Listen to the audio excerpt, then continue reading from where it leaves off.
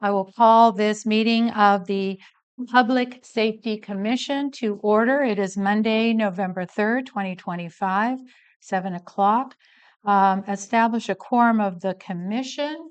We have four commissioners here, Commissioner Ted Hayes, Commissioner Lynn Glenn, Chair Adeline Jones, and Commissioner Alex Ricca. Donald Shang is not here. Okay, we need a motion to approve the agenda. Is there anyone who wants to change anything around? First from commission, and then we'll go to public to see. Anything you want to move? It's a full agenda, so. Yeah, howdy. I move to approve the agenda as submitted. Okay, I'm going to open it up to the public. Is there anyone in the public that would like to change anything around the agenda? Okay, so we have a motion by Lynn Glenn, seconded by Alex Ricca. And any opposed? All those in favor say aye. Aye. No oppositions. That was an aye from you as well, Ted? Yeah, aye. All right. We're on public input. The public is invited to present petitions, make announcements, or provide other information to the commission that is relevant to the scope of authority of the City of Blue Lake and this commission, and that is not on the agenda. The commission may provide up to 15 minutes for this public input session. To assure that each individual presentation is heard, the commission may uniformly impose time limitations of 3 minutes to each individual presentation. The public will be given the opportunity to address items that are on the agenda at the time the commission takes up each specific agenda item. Is there anyone here for public comment? Okay. All right. So Lynn. I have a new announcement, which is not on the agenda. So we discussed this amongst ourselves and decided that I can still be a member of the public, even when I'm a safety commissioner. But the question is, were you going to talk about in your report at least the flood fight training? I could, or you could. Okay, but that would probably be better for you since you have a report on the agenda and it's been the public's been noticed. But I will say one thing as a member of the public that the city I just heard about an hour ago is planning to do a sandbag training on Friday, and there's no time and place yet. But anybody who's interested, or if you know people who might be interested, that would be great to have as many people in the community as we can trained to sandbag properly. So that will be hopefully on the website, the city website, when there's a time, or do we have a time yet? It's gonna be in the corporation yard. Okay. It was in the corporate yard, yeah. And do we have a time? I'll get back to that. Okay. Well, we'll advise people to maybe check on our website. We have some time. It's only Monday, and if this is on Friday. The training is gonna be on Friday at 4 p.m. at the courtyard. Okay, 4 p.m. Thank you. All right, thank you for that announcement, Lynn. And then anyone else from public? Seeing no hands, we'll move on to item 4. Approval of minutes Tuesday, September 2nd, 2025 special meeting. Now, I pulled these together from my notes, from some of notes that Alex made. So that's why they look pretty brief. But the important thing is the motions, the seconds, and the votes. So that was definitely recorded here in our minutes. Do we have? There's a correction, item number 6. Okay. The representative from the sheriff's office was under sheriff, Jesse Gallon, which is spelled B-R-A-U-D. B-R-A-U-D. B-R-A-U-D. Okay, I kept trying to find what his name was. He introduced himself, and it was hard to hear even from the video. So thank you for that. Any other corrections or additions from the commission? You weren't here, yeah. All right, and anything more from public? All right, back. Well, I would like to thank Admin and Tony, who certainly cleaned up my notes and did a yeoman's job in preparing these minutes. My notes were pretty scattered. So thank you, Adeline. Well, and I don't see it on here, but we need to choose a secretary for this evening. I mean, I'm taking minutes and I can do it, but it's going to be very bare bones, like what you see here, because it's hard to be chair at the same time as being minute taker. Yeah, I'll go ahead for tonight. Oh, thank you. Thank you, Ted. Thanks, Ted. Okay. And that's interesting because I'm taking over for you at the Mad River Grange the last two meetings. So interesting. I have the motions and seconds if you don't from the beginning. Thank you for that. So back to approval of minutes of Tuesday, September 2nd, 2025. The reason it was called a special meeting is because the first was Labor Day, so we couldn't meet that night. So that's why they're calling it a special meeting that night. Do I hear a motion to accept the minutes? I so move.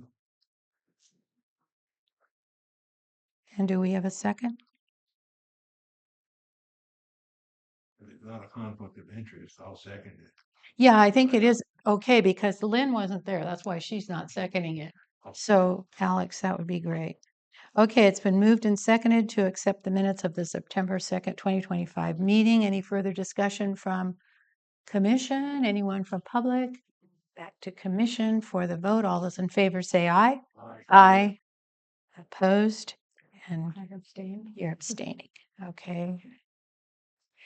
All right, let's move on then. Agency check-in. Do we have anyone here from the Blue Lake Fire?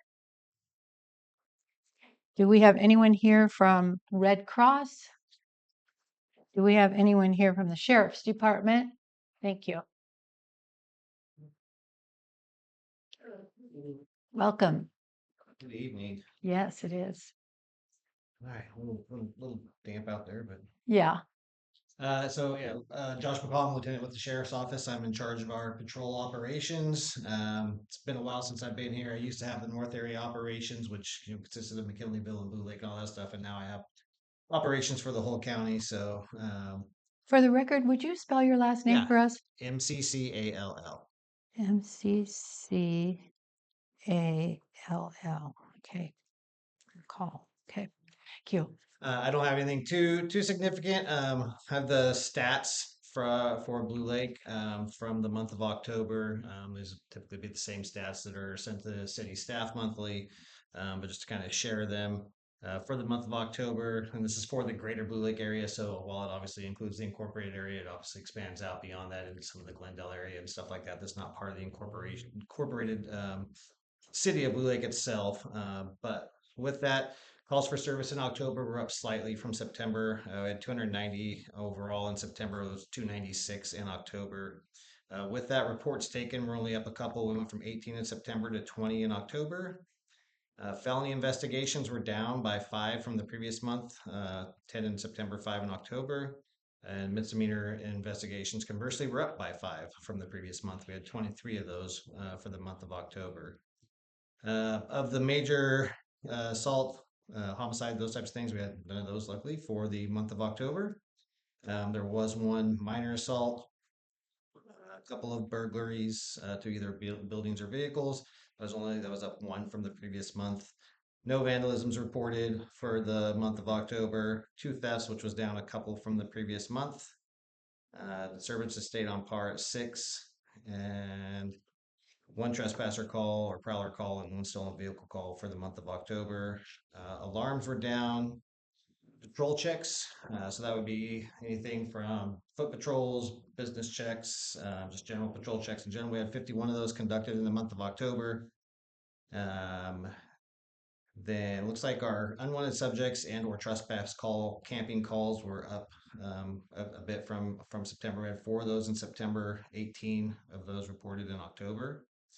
And then with that, traffic stops and vehicle investigations for the month of October were also up. We had 67 of those conducted in the month of September, and that was at 83 for the month of October for that. So with that, I also looked at some of our other stats that are compiled for Blue Lake. Again, as my understanding with these other stats, that also goes into expanding out beyond just the incorporated city itself. And it looked like looking at those stats for the last 3 or 4 weeks, calls for service stayed pretty consistent, running around that mid 60s per week for the total numbers of calls for service. Nothing in any of those categories that seem they're showing any kind of a trend of increase in burglaries or particular types of crimes or anything like that. And of those, typically mid 60ish number of calls per week, usually about a third of those are covered just from things like patrol checks and traffic stops and stuff like that. So roughly a third of those are generally deputy initiated activities, not necessarily responding to calls for service of crimes that have occurred or other suspicious activity. So that is what I have for stats. And I guess obviously if there's any questions for me. So, since we border 299, anything that's done along 299 is considered part of the California Highway Patrol. Is that right? So that wouldn't show up in your reports? Generally speaking, yes. So it would depend on the nature of the call, but for the most part, yeah, most stuff that's going to be on or along the freeway is typically going to be a CHP call.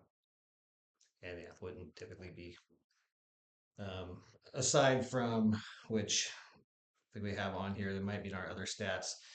We usually do have transfer calls in there. So calls that would be transferred to another agency. They're usually not broken down by which agency they're transferred to, but that would include things like anything that we get that initially comes to us if we were to transfer to CHP or fire or medical or some other agency. There would be somewhat of a record of it through that, but yeah, we don't, and it's not like I said, we could get it if we needed to, but as far as how those are done, they're not typically broke down by agency. It's just kind of all lumped together with all the transfer calls. But and then obviously with CHP and how 911 and stuff is routed typically from cell phones, a lot of those calls will go directly to them anyways and not necessarily ever come through the sheriff's office. Okay, very Do you interesting. consider, or do you have a transfer in between the Rancheria law enforcement and the sheriff?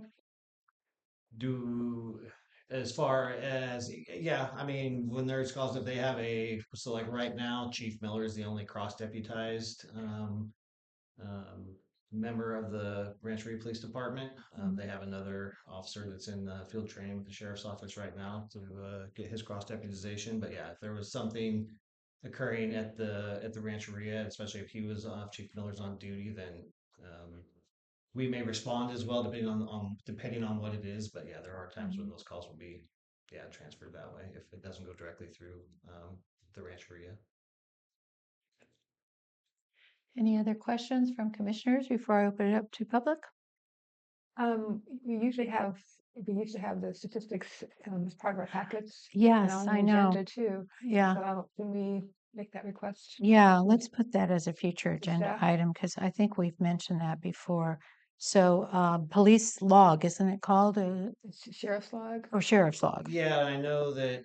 Yeah, the stats are usually sent to I believe, the city manager every Okay. month. So yeah, and then they should be able to get whatever, stats are forwarded Yeah, to we've the gotten city them each in the month. Yeah, past, so it's unusual that we haven't yeah. If gotten you them. just ask for the sheriff's office stats, whatever, I'm sure they'll know what your monthly stats. They'll know what you're referring to get you those. Right. Pretty much what you just gave us Yeah, it's orally. basically the same thing I just Yeah, gave you. Yeah, yeah, but it's nice to have the figures in yeah. front of us and we can ask But it's better nice, yeah, questions. see it ahead of time and have an idea. So there's something versus hearing the numbers for the first time. Yeah. Yeah. Um, I don't know how long you've been with the department, but are the statistics for October pretty in line with what's been happening in the past years for this month? I mean, I couldn't say for Yeah, sure without going back and looking at those yeah, for the past years. I yeah. would guess that they're probably fairly consistent. I don't think any Okay, significant change to anything that I would see looking at this. okay, thank you. Any other questions? Commissioners, Ted and Lynn? All right, open up to public. Anyone have questions from the public? All right, well, thank you very much for coming, Josh. Thank you. you for your report. We appreciate it. And then also, do we have an agency check-in from the Rancheria? Hi, how are you doing? Thanks for coming out. So, hello, my name's Andrew. I'm the emergency manager for Blue Lake Rancheria. As of this month, I have been there in that position for a year. Andrew, would you give us your last name for the record? Bogar, Bogar. Thank you. So we've recently completed training with so it's flood fight training for the Department of Water Resources, which members of the community, City of Blue Lake, were able to participate in. So I'm glad we got ahead of that before the rain really set in. Coming up next, we have MGT 383, which is Emergency Operation Plans for Rural Jurisdictions, and that'll be in November 12th. There's still plenty of seats available, but if anyone's interested in writing emergency plans, so if anyone knows where your emergency operations plan is, your EOP, um, looking through that, updating it, making sure that it's still relevant and up to date, meets your needs. If you have any questions on how to do that, this is a free class that'll help kind of. Uh, What time is that on the 12th? that'll start on 8 a.m. and will run to 5. It Oh, is wow. only it's only a single day.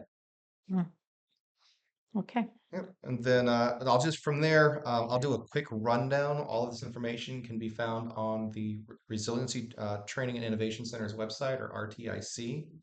December 10 to 11, we have ICS 400. January 22nd will be MGT 415, which is disaster recovery in rural communities. So essentially, should the worst happen, the water rises, the fire moves through, how do we put the pieces back together? And then February 10th through 12th will be ICS 300. And then March 11th through 12th, we'll be doing ICS 400 again. We're still actively looking for other courses to bring to the community, but we're getting ready to go into the period of looking at next year's calendar and putting on what we would like to host. We have some capacity still to teach some community emergency response team training, some disaster preparedness academies. We still have some financial fuel left in the tank to do that. We are also now qualified as of this week to do first aid, CPR, AED. We're still working on the logistics of how we're going to facilitate that. But both myself and one of my coworkers are certified to teach that. We just got to put our ducks in a row to make sure we can actually deliver on it and do all the back end administrative to issue certificates of completion. Oh, So- will there be a cost? More than likely, there'll need to be a cost because the data management on the back end for the Red Cross, there is a need to pay for that. But the idea of keeping it as realistically inexpensive to the consumer or the student is what we'd like to look at. One of the things that we are realizing is in the current environment where grant funding is becoming restrained. If anyone's paying attention to the news, and just early this year, we were just saying, hey, all grants have been frozen. Like you could feel the anxiety across all of the nonprofit communities and organizations that rely on grant funding. My department's 100% grant funded. And so one of the things we are looking at is what courses can we provide that will help keep enough fuel in the tank, as I like to say, in order for us to meet the needs of our community. At no point does anyone expect to,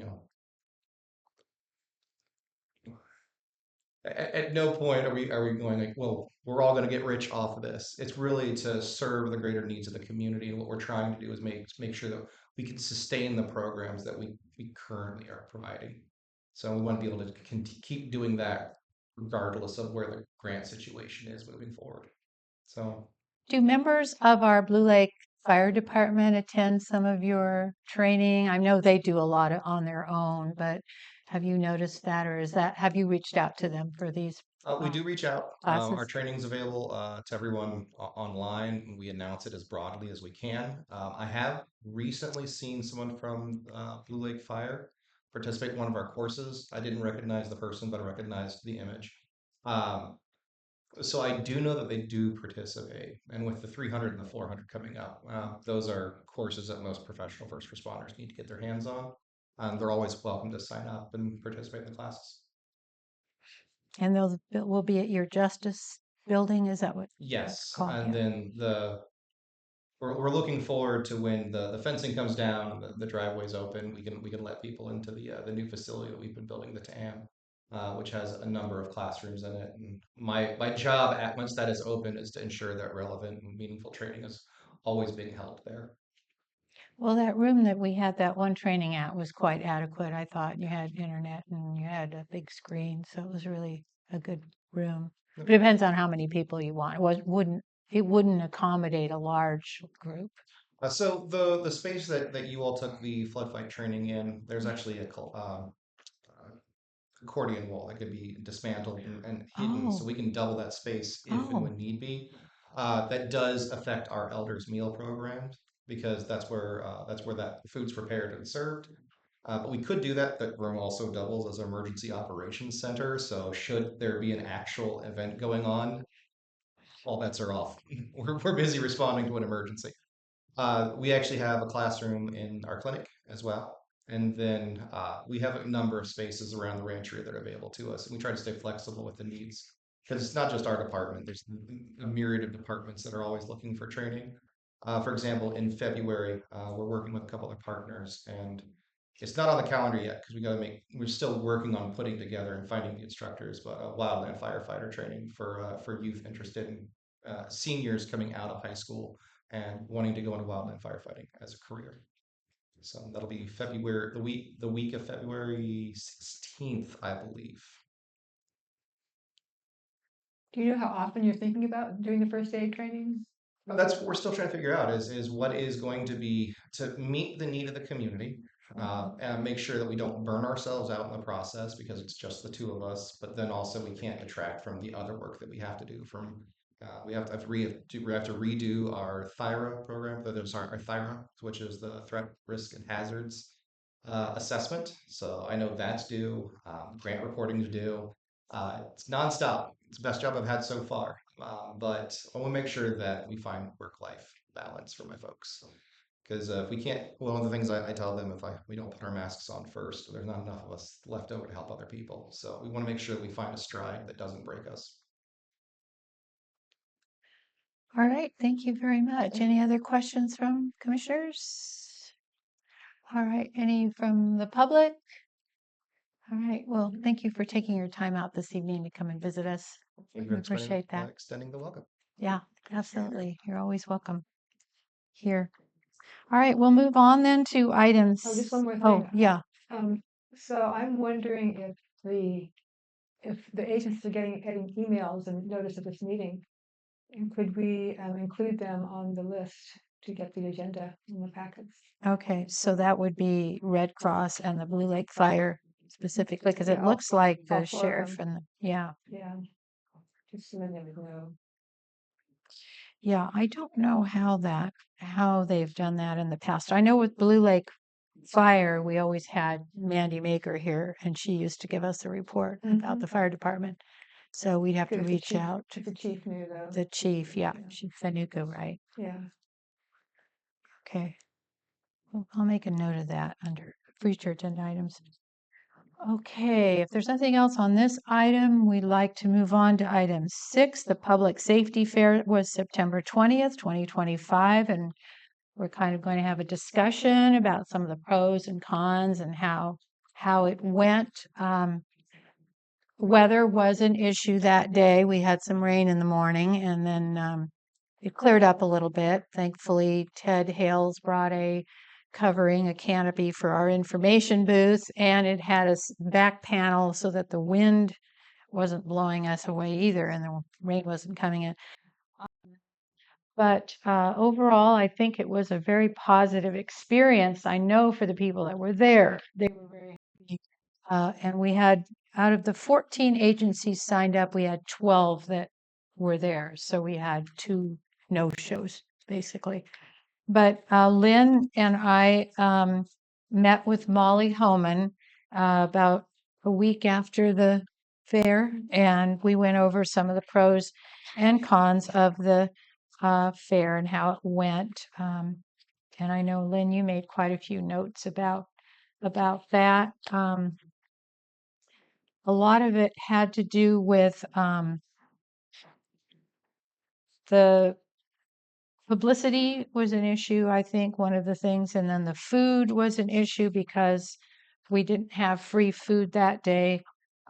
So we had a food truck there, and he didn't do as well as we would have liked.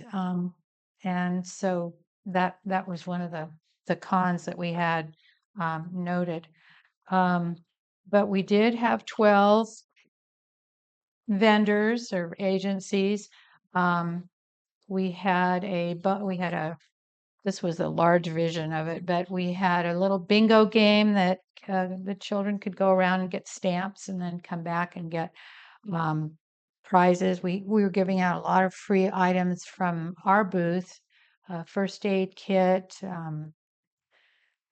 flashlights, bubbles, just a uh, whole group of things given out. The Redwood Coast Mountain Biking Association was there, and they were giving out free helmets. And one thing that we should have had was we should have had them notified that they were going to be there and doing that, because we would have put that in the publicity. So that was a kind of a surprise, and it would have been a nice thing for the community to know about. Anyway, we have a lot of information for next year's to make it even better.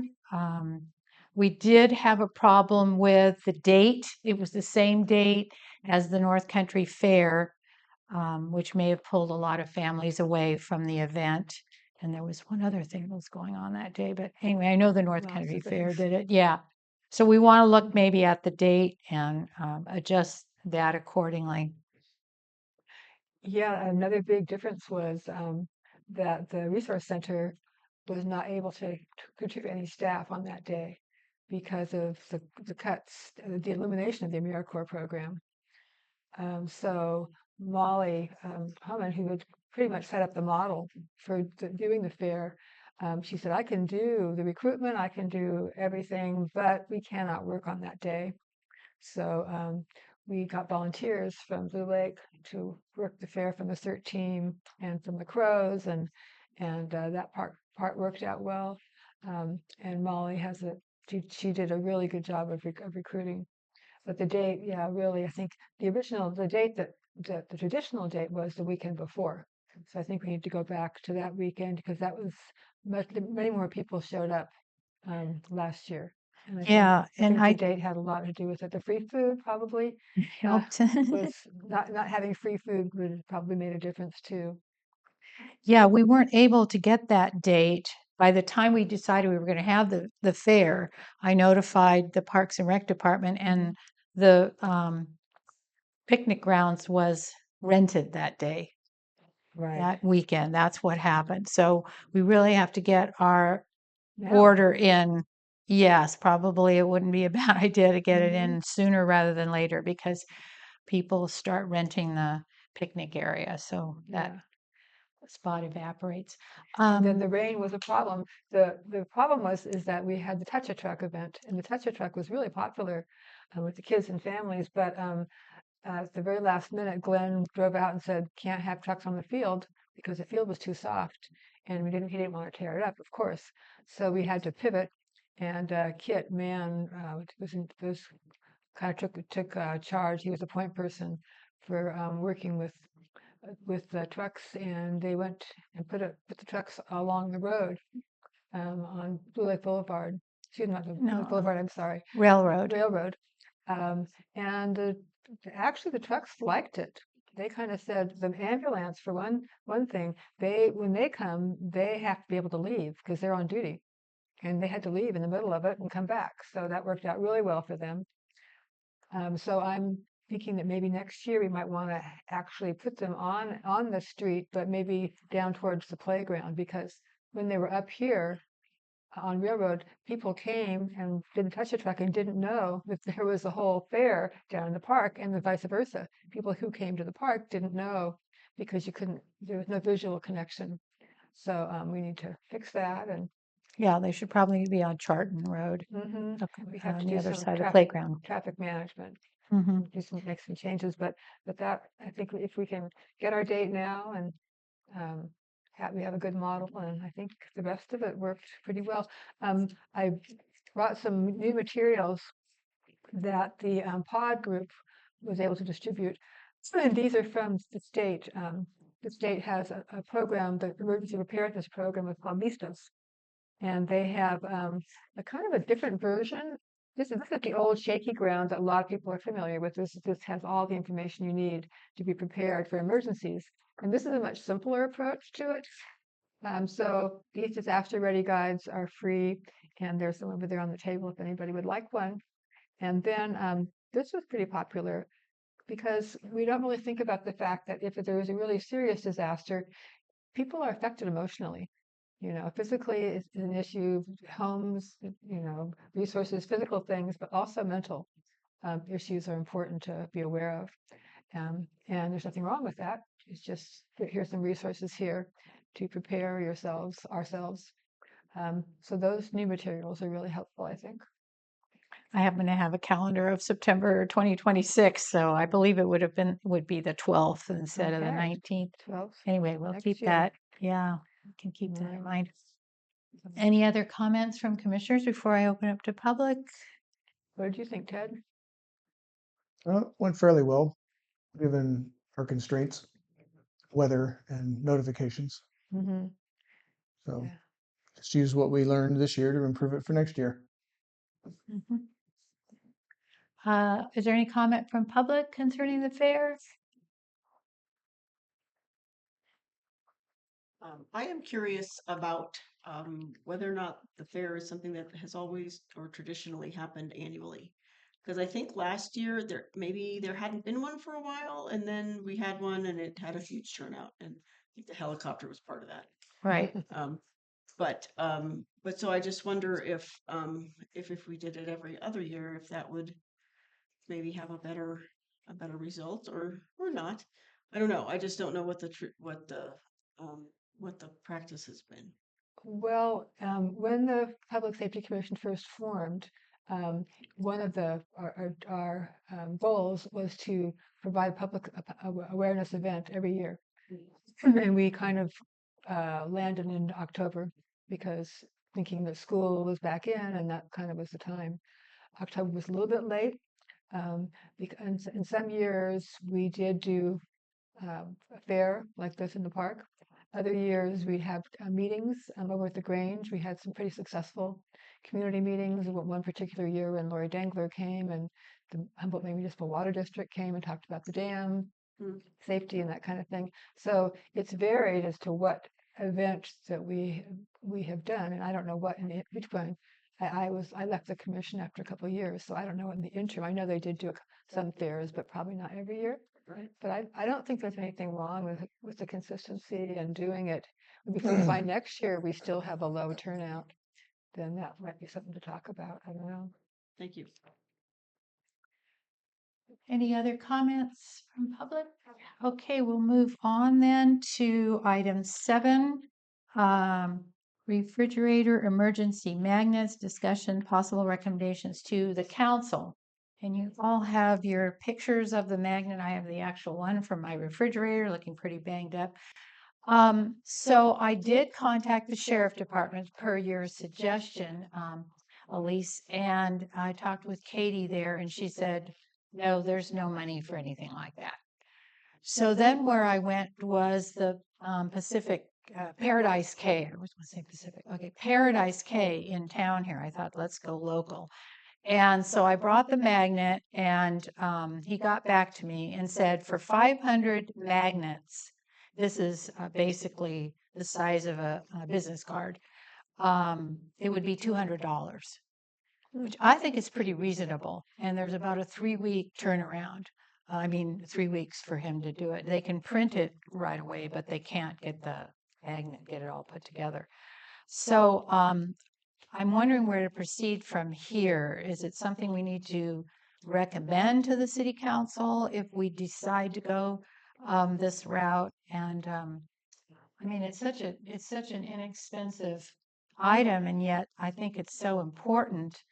We verified all the phone numbers. The only thing we should change, the 911 should be the same, but we should add 707 to all of these, because when children if a child, say, is making one of these phone calls, or even adults forget that we have to add that 707 at the beginning. So that is one thing. And then the other thing I thought would be nice is to somehow get our new logo in there, which Paradise K can do that. A small version of it, like I have a small one. Oh, we have this one here. It could be either the one with the Well, seagull that's or full color though, so yeah. we're gonna bump up the cost perhaps. I don't know because he saw this and saw that it was two color Mhm. because it's got the city blue. So anyway, we can discuss it. They're all out of them at City Hall. They're clean out. They used to give them out Mhm. regularly. I wonder if, does the Grange still have grant funds, do you know? Sometimes I know the Grange contributes to projects like this. Um, That would be a specific request for the Grange for a donation. We don't Right. have grants. For donation, right? Yeah, we So don't. does that happen yeah. still? You can correspond and request the Grange for money for that. Has That it would happened be, recently? Are you guys well, aware? like we get requests from like the museum or Del Art or whatever groups, they ask for like one-time donations. Right, Um, and so you can ask for one and then we would vote on it. okay. But it's not just the Grange. There's the Monica Club, mhm, there's the Ladies of the Lake, there's the Old Crows, mhm. and $200 is in this day and age chump change. I know. I mean, I'd be willing to kick in $50. I know. I for was it. thinking of that Mhm. too. I would be So willing I to think, donate. but it's also good to get the community aware because I think that that type of magnet on a refrigerator is a good idea. Mhm. And I think that if we put it out there uh, as if we have license from the council to put it out there as a public safety commission to write the letters to those organizations, or the council can do it. I'm not just uh, that we start that way, and then whatever doesn't come in from those organizations, perhaps individuals who Self-fund. with an interest in it can serve as a backup without any Mhm. problem. Mhm. One Because- thing I would like to consider is adding our evacuation zone to the magnets. It's a little bit problematic though, Yeah, that's big. um, because the evacuation zone, any of us who've seen the publicity or seen what happened when the fires were happening, you saw that the sheriff uses the evacuation zone numbers to tell you whether or not you have to evacuate quickly. So it's an emergency situation, and I don't think most people know what the evacuation zone is.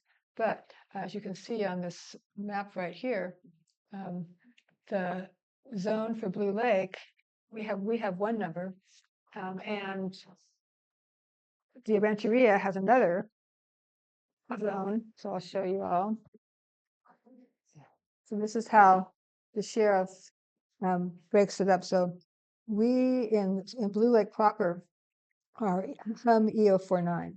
So that's our evacuation zone. The Rancheria is hum EO48. So if there was a notice, for instance, to evacuate quickly or to be on standby, because maybe you have to evacuate in the future and you just need to be ready, you would need to know what number your zone is. Then this is the freeway. Let's see, up here, 299. So this is just a different zone. And so it's possible people in our area, and certainly in Glendale, could be in a different zone. So the question would be, we function only for the city of Blue Lake, right? That's who we serve. And so our anyone who lives in city limits would be in this zone. But we also want to include the Rancheria folks because they're really kind of part of our city too. So we would put then two zones, Rancheria, City of Blue Lake, two zone numbers. So that's a I think change. I don't know. I think that's getting a bit more complicated, than Mhm. than having all that information on a simple magnet. I think what you're saying is valuable, Mhm. definitely, but if most of these numbers are not really for something that's like an evacuation situation, Right, because Yeah, there's the yeah, garbage, plus on garbage. something that size, it's getting very crowded and busy. right. And losing the main thrust of that. Here is who if you're having an emergency or something, Right. here is who you call. If we're successful with this, and the other is certainly worth doing. Mhm. We just repeat the process with another whole magnet. Which we can do because the alternative is the sheriff has put out separate magnets. Yeah, you have it Mhm. already here. Yeah. Yeah, so this, it'd be two magnets instead of one. It would be a little more confusing perhaps for people. But I think it's important, particularly because in Blue Lake, we are threatened by the dam failure. And that would be an immediate evacuation situation. I think it's really important for people in Blue Lake to know that there are evacuation zones, and they don't, and what our zone is.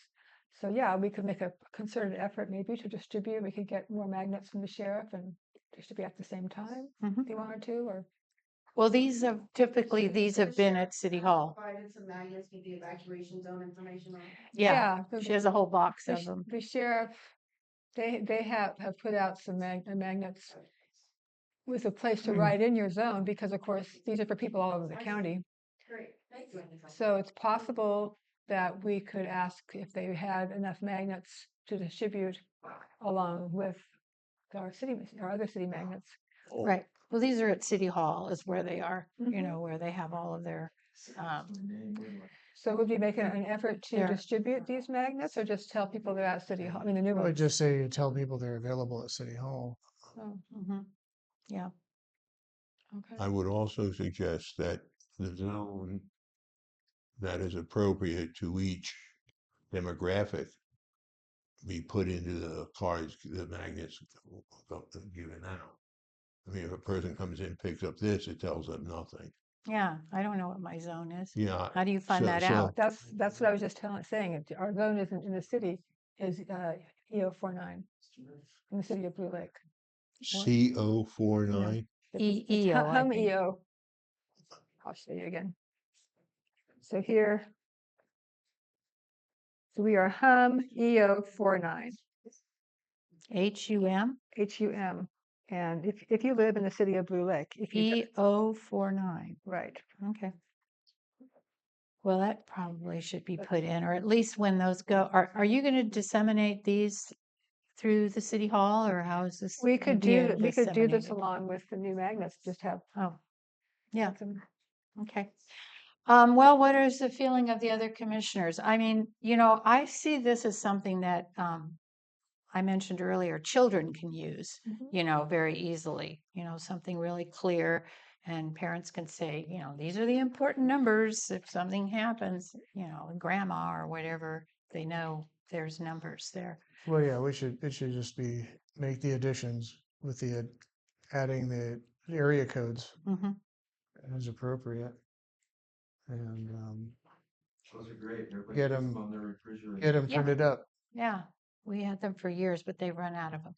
I think particularly the public works emergency number is something people don't know, and they need to know right away Mhm. after hours. So I think that's The particularly first helpful. step would be find somebody with the expertise to put the necessary information on it that size and draft something that Paradise K can print off of. Oh, do they do the graphics? Paradise? Yeah, they Oh, do the yeah, graphics yeah, and everything. yeah. He saw this and he gave me that quote, $200 for 500 of them. I said we needed 500, which is the quote I got from Tony Quigley at City Hall. Anyway, so how to proceed is my next question. Do we want to recommend to the city council that they endorse our idea and that we will attempt to get donations for this magnet?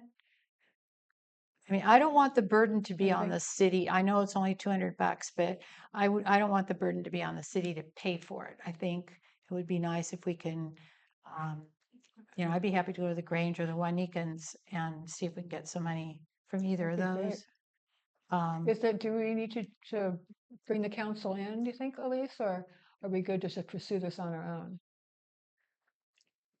I already- I think, Yeah. I think if you guys want to raise money and do it, I think that's kind of all right. I know that's what I was thinking too. I mean, it's almost like one of those things like, you know, the city has business cards for all of their Mhm. all of their staff people, I and suppose that if doesn't go it's- through I anything. suppose if it has the city of Blue Lake on it, I guess maybe it should go by the council. Can you report that to the council and just let them know in your report that that's happening? And if they Well, want, we can also make a motion to recommend to the council that they pursue Approve this. this. I think it should go. I think there would be for a approval. stronger message behind it. Okay. See, possible recommendation to the council was what I put on there. So I'll open it up to the public if we're done. Oh, did you want to hang on a minute? Commissioner Ricca wanted to say something. I would suggest a motion that we request the council to approve, I mean, get council authorization. But in the meantime, we draft a copy, find, a professional copy, and we draft a letter to the organizations requesting, if we have 5 organizations, that'd be $40 a piece of each organization. And I think that's certainly reasonable for this. And pass that motion, and so we can have the letter and hopefully the draft of the card available for the December meeting. In other words, move it along rather than take the laxity Anything route. I think Alex is a good point is that we should have a draft ready to show the council. Since Of we're the- asking for The draft of approval, both, you yeah, know. yeah. What the actual magnet will look like from Pacific Yeah, K? You mean exactly. okay. Yeah. Have right. a finished product. They should be able to give that to us and then submit that to the council. Okay. Okay, I can go back to Paradise K and ask them for that. All right, persons from public would like to weigh in on this. Are you speaking as a public or as the council? Oh, I'm both, maybe. I'm just thinking if we're, there's quite a bit of real estate on this mock-up here that doesn't have any numbers in it, we could maybe get the evacuation zone in there, and get it all on one card. But my thought, just as far as bringing it to the council, is if you solicit donations and that gets, you get committed donations and then that comes to the council, that makes it easier and quicker to go forward. Oh. Thank you. Okay, thank you. So I move that we, sorry. Other I public? was gonna say, instead of maybe putting a logo on there, which might involve more expense because it isn't colored, perhaps leave that off, just have City of Blue Lake, and then you will have room for the evacuation zones. There you go. 48 and 49. That would be my suggestion.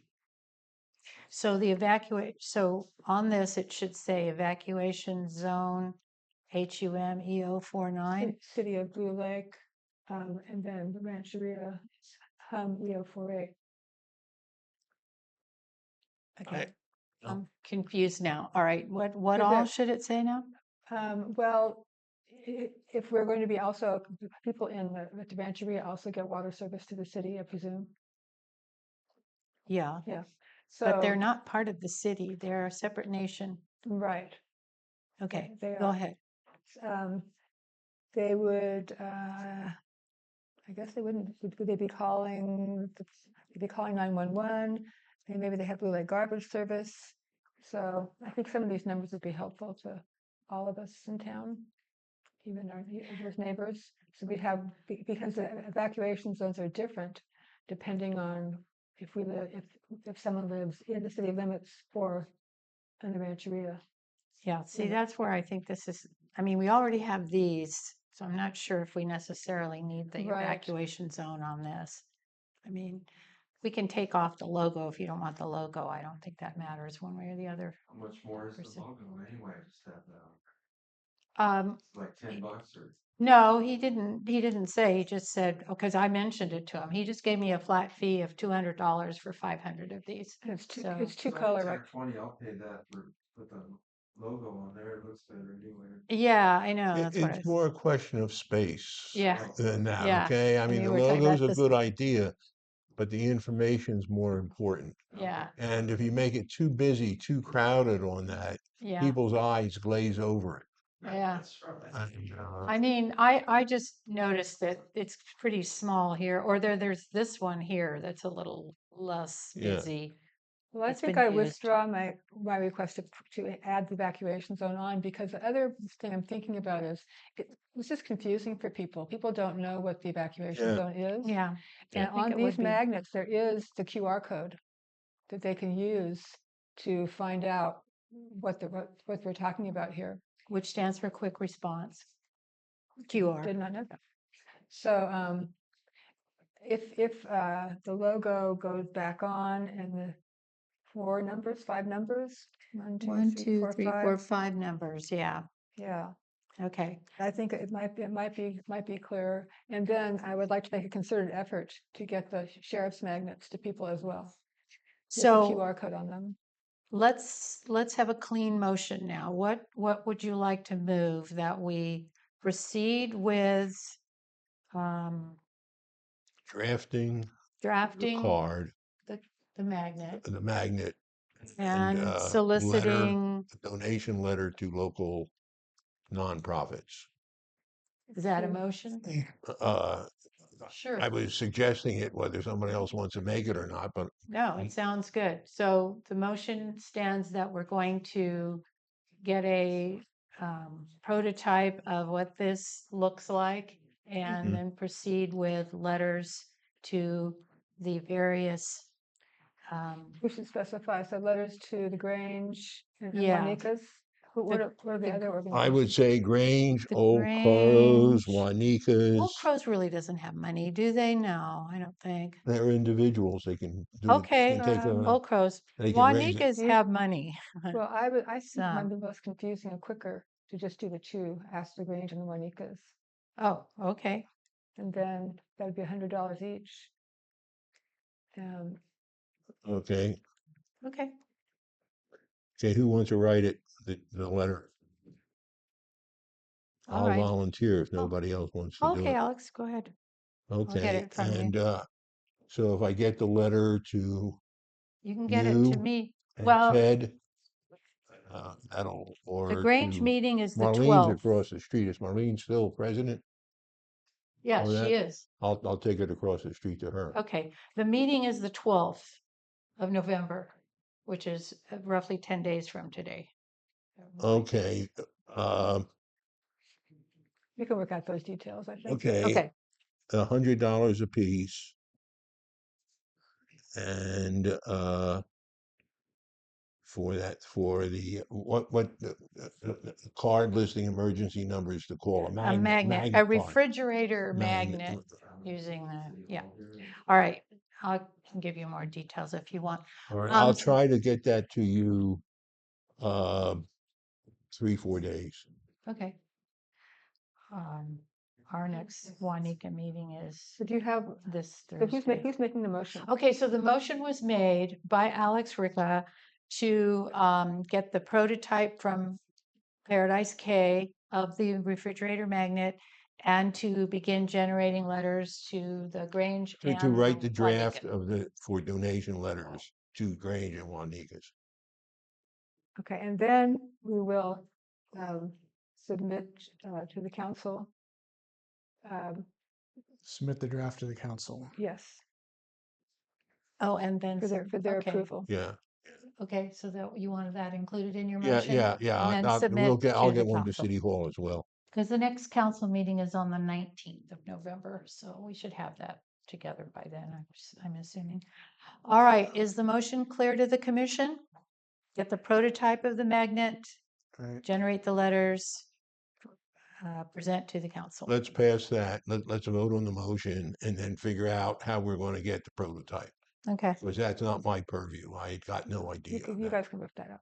yeah, So you've moved, Just yeah, He's if you made a just tell motion. tell them what you want, they'll do it. yeah, they do whatever you want, and that's the quote Oh, they gave me. Paradise K? Yeah, Yeah. Oh, okay. Okay. great. Oh, okay. That's why I went there, because they're local. I believe in going to Yeah. local. You can go to online to get things, but why? Okay. All right, Great. so there's a That makes it motion on the floor. easy. We need a second. a second?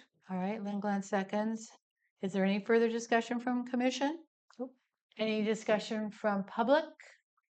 Back to commission for the vote. All those in favor say aye. Aye. Aye. Opposed? It passes. All right, this is exciting. Um, Item 8 is pretty quick, safe routes to school. That is something that I went to at the Rancheria on Wednesday, September 3rd. It seems like a long time ago now, but and we discussed sharing walking and biking safety concerns. I actually biked over, so that was good. Plan for community programs and projects. We learned about strategies to improve pedestrians and bicyclist safety. Colin Fisk was there from the group that is involved in safe traveling for pedestrians. Our supervisor, Mike Wilson, was there. I was there to represent the city. It was a 2-hour seminar from 3 to 5 and very successful, very interesting. A good lot of information. So that's item 8. Item 9 is our I Street survey, set date to distribute, discussion, and possible action. So we had decided to meet on, I think it was September, what day was that? 13th. Something like that, yeah.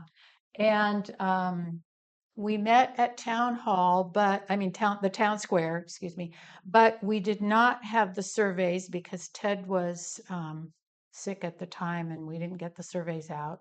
So there was just a small group of us that were there, but we really couldn't move forward with it. Lynn was there, David was there. We were ready to possibly walk. It was a nice day. That's the other thing, is if we choose another date, which I'm not opposed to, it's going to have to be weather permitting, as we're looking at the weather to walk around, and this kind of weather wouldn't be great. But what is the pleasure of the commission? Do we have a survey? We have a survey.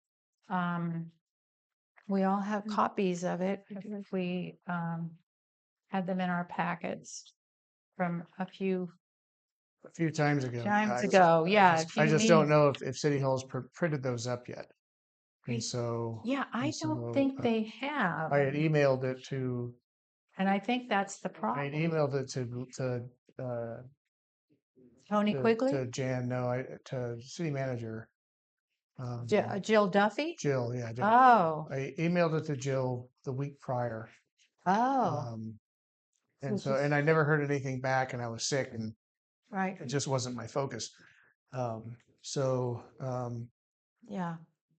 I mean, we can set a tentative date, and we just really need to follow up with City Hall and make sure that we have them all printed out and we're ready to go. And then, There it depending is. on weather, then we can just decide. Is this so- the survey? Yeah. Yeah, I that's think the survey. Yeah. All right, well, let's look at possible dates. I think we had a Saturday the last time, which seemed to work out for everyone. So we have the 8th of November, we have the 15th of November, the 22nd starts getting into, Thanksgiving week and stuff. But anyway, we could shoot for one of those dates. I think the 15th would probably be your closest best. Okay. Currently, it's looking like it's going to be rain this coming weekend. Right. So, Yeah. So I think, and that's all weather, it's all weather permitting. Exactly. I think we have to be flexible as far as being able to say, hey, it's going to be sunny, so let's go do it. No, we have to choose a date, and then if it's rainy, we have to An alternate decide. date. Should we probably choose November 2 dates? 15th, Saturday, Can excuse we me. choose 2 dates in case we get rained out? Well, we could. The 22nd is the beginning of Thanksgiving week, but I don't know if that's a problem for people. Okay, mean- so we want to choose the 15th or the 22nd, Rebecca? preferably at the 15th. Okay. Was it 11 a.m.? Is that when I think it was something like 11 a.m. Do you remember, Teresa? Was it 11? Yeah, I don't remember. That Well, sounds fine to me. 11 It a.m. was 11 a.m. Yeah. Okay, 11 a.m. Town Square on the 15th. And maybe you can resend it to Jill or something with that information, or Yeah, we can I'll get, talk to her and see if she has it. okay. And then we'll do a backup on the I'll follow up. 22nd. I'll follow up with Jill. I will not be able to do that. I have not gotten my wind back from my bout with COVID. Okay. It's lingering longer than I like. My Sorry. legs are not what they were, so Mhm. my walks are shorter. I'm not sure how long they're under 15 minutes. So Okay. I have to take a pass on the distribution. I was looking forward to it, but Well, I think can't risk it. between us and I don't know if Donald can do it, but I know there were a number of neighbors that showed up that day also. do Teresa that was day. there and I can't do it on the 15th, but I'd be happy to take, if you give me the areas that didn't get hit, I'd be happy to do it on other days besides that. Thank you. yeah. Buster Ledesma was there that day. So we need to talk about the process though, because that was a problem that came up. We want to make sure that people understand what we expect of them. They may or may not have someone to talk to at the house. So we're planning on we leave these at the door if no one's there, right? Yeah, that was the thought. You're right, though. We were going to put in must be returned by a certain date. I believe that's in the final draft. Okay, I put so that we in. would have to adjust that maybe Right. till the end of November or something. Yeah. Right, and I think it's important, but what came up in our discussion at the square was that we not say things to the folks that makes to sway them in any one direction. It's clear we want to get their ideas and their Yeah, this is distribution. This preferences. isn't lobbying. Exactly. Right. So we don't want it to be seen as lobbying. So I think it's important just to say that we're doing the survey. We'd like it to be returned by this time if they have any questions. Okay. But make sure that it's a really clear that we want their input Yeah. on this issue. Sounds good. All right. November 15th, Saturday. Okay.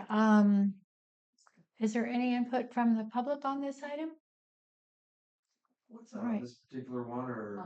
This is just this one. Yeah, hold on, Donnie. We are coming to the speed hump thing. All right, so the I Street survey, we've got that set. All right. Number 10 is October 16th was the Great American Shakeout. How did it go? Commissioner Glenn, report and discuss.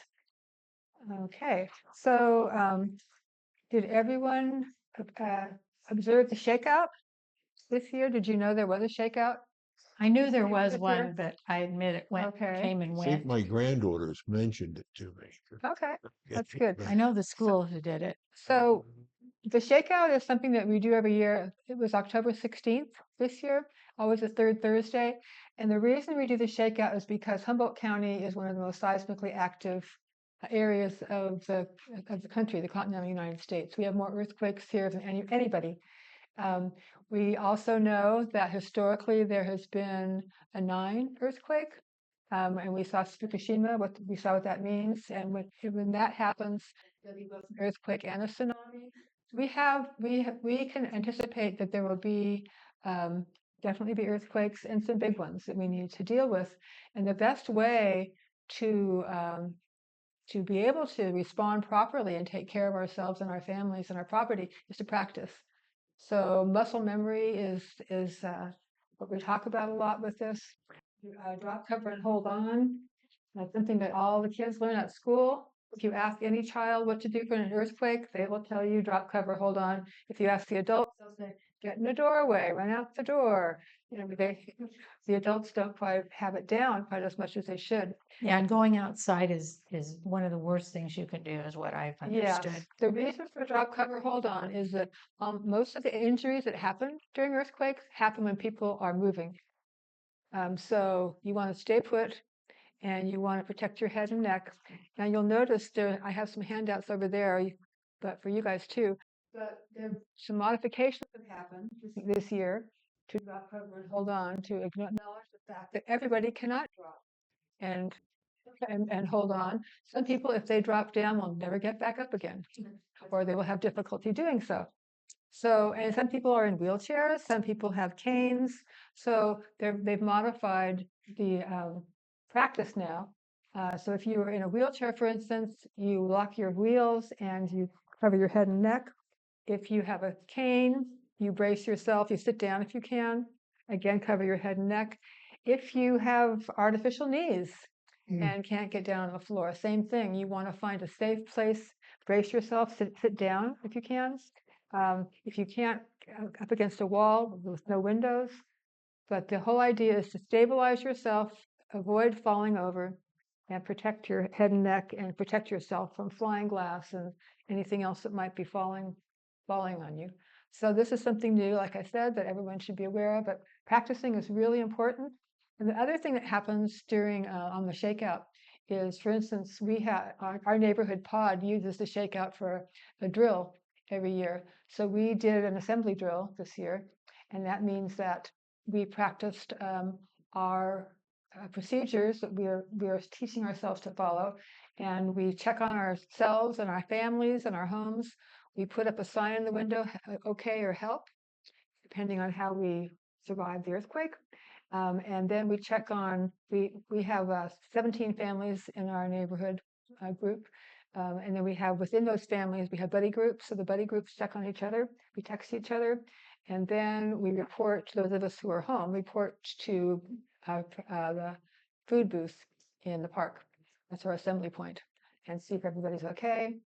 So we practiced doing that, and it went pretty well. Some people were at work because, you know, it happens it was on the 16th of October, so it was 10:16, so we did it at 10:16 in the morning. If it's on the 17th, you do it at 10:17. So we did that part, and people were at work. So some people texted the folks at work. Yes, they were okay. Maybe they said, "Can you check my house to make sure the gas line's not broken, water?" So we kind of were trying to simulate the earthquake as much as we could. And the fun part is, we decided that next year we're going to include some problems. Somebody's going to have a fire at their house. Somebody might have some injuries. So we're kind of talking about that. The kids are really excited about this. So it's something we can be ready for. We're going to need to find out who has first aid training, you know, who has fire extinguishers. We all have fire extinguishers in our house that we can find. Anyway, it's a good time to practice. There's a really good website called shakeout.org, and there's information for your business, if you want to practice at your business, for your school, your healthcare facility. So there's a lot of resources. And in California and Humboldt County particularly, it's a really important day for all of us to do that. And we can do it any day if we want to, but it's a day that we can all practice together. And it's done internationally. Thank you. Okay, any concerns, questions from commissioners? Anyone from audience who should weigh in on this? Thanks for all that information, Lynn. That's always wonderful. Thank you. We're on item 11, skunk rabies issue in Blue Lake discussion. At the last city council meeting, we did have somebody from the Division of Environmental Health, the Public Health of the Humboldt County Department of Human Health and Services, and he gave a very good discussion for the council and those that were in attendance. There were a lot of people there that evening, so it was good that the information got out. He also had some pictures on the television that showed, the animals and what animals are carriers of it and that kind of thing. He mentioned bats and some other animals. One of the things he mentioned in Blue Lake, and I see all the apples here, it makes me think of it, is that we have a lot of, especially apples in town, that attract animals like skunks. And so then the likelihood of something like that happening is higher because of that. So it is a problem, and he had some statistics about how many people have been affected by it through the years. It was really very informative. You would have loved it. Oh, you watched it I on watched it on the YouTube. video. Okay. And Justin, what is the YouTube channel again? So people can watch this. Blue Lake Community News. Blue Lake Community News on YouTube. And it's at about the 30-minute mark. And it's an excellent, excellent presentation. Rabies is fatal. So if an animal gets rabies, if one of your pets, wild animals, they will die. We'll kill them. If a person gets rabies, if they are untreated, they will also die. So it's a very, very serious disease. And we find it happens in Blue Lake cyclically, so every 10 years or so. It's Blue Lake, I think Fortuna often has cases. There are some areas of the county that have it more often than others. The wild animals that tend to get it most often are skunks, bats, foxes. They're the most common. There were 2 rabid skunks found in Blue Lake in the last month or 2, I think. They were skunks that were taken to the Wildlife Care Center. They were acting strange, and so they died, and they were tested, and their brains were positive for rabies. There were 3 skunks the sheriff was called out for, and the sheriff came out and dispatched them. And they didn't test them, but they were acting sick, so they presumed to have had rabies. So the advice is, number 1, get your animals vaccinated. And a lot of people do not vaccinate their cats. So cats are most often pet carriers of rabies because they're not vaccinated. Dogs have to be vaccinated to be licensed. So that would be an important thing to do to make sure your cats are vaccinated. Don't feed wild animals. I've seen a lot of people who are feeding skunks because they're really cute, but then that makes them more in proximity to your house and to your pets. So they recommend do not feed wild animals. If you find a dead wild animal, particularly skunks, and I believe Ben Dolph is the person who's in charge of rabies at environmental health, and he was the one who made the presentation. Yeah. And he said that this last week there was a dead skunk found by the city again. I think it was over by the ponds, I think. So if you find a dead wild animal, treat it as if it could potentially have rabies. So do not touch it. Saliva is the way that rabies is passed. Make sure you wear gloves. You can use a shovel, double bag it. You can put it in the garbage. But he said, so vaccinate your animals. If you do have human contact, certainly public health has a program and that you can be vaccinated and they will work with you. And they work with the humans, but environmental health works with animals. And if you need to have an animal tested, they will test an animal for free. So it's an important thing for us to know about. And, we just keep ourselves safe and our pets safe as well. So these are really good brochures. There's some brochures over there. There's these at City Hall, and it tells you all about the specifics. Thank you. Any other comments, questions from commission? Mothballs are a really good cheap deterrent for skunks. You can put them around your house, but your cats won't like them either. But if you want to have a select area where you want them not to get into a shed or something like that, put a bunch of mothballs around there. You still get them at Dollar Tree. So that's something to think about. No, that wasn't mentioned that evening. No. Thank you.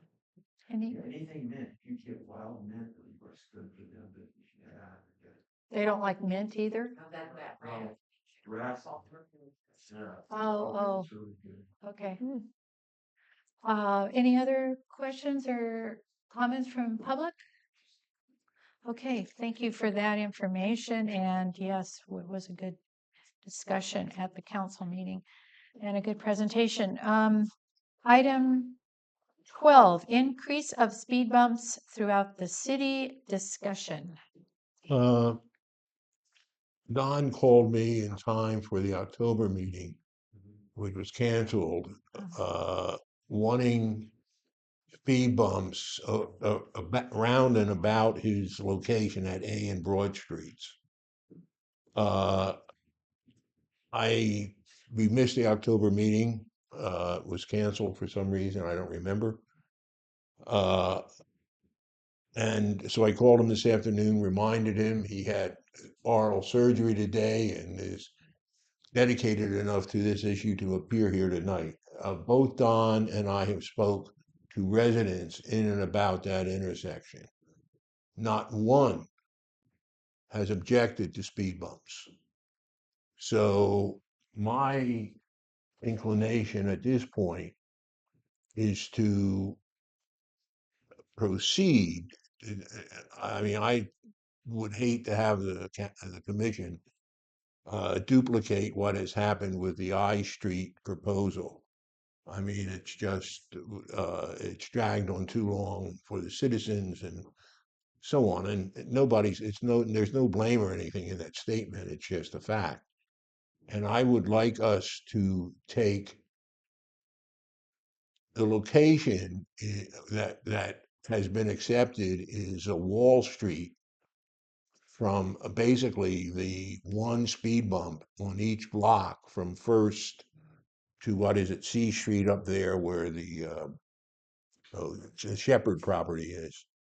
And just one in each block. And then along A Street there, we'd have one on between Greenwood, Wall, That's Broad Broad, Street, Broad, yeah. Broad, and then I'd put one between Broad and Hartman down there, just to Yeah. get people slowing down. Yeah, between Wall A and Street's Hartman. the worst, right there. I mean, I live on that corner of A and Broad Street, so Yeah, yeah. people fly through there constantly. They act like there's no stop sign there. I might have confronted a couple of them over the years because my granddaughter, we just took the training wheels off her bike. And people are in a hurry and their lives are busy.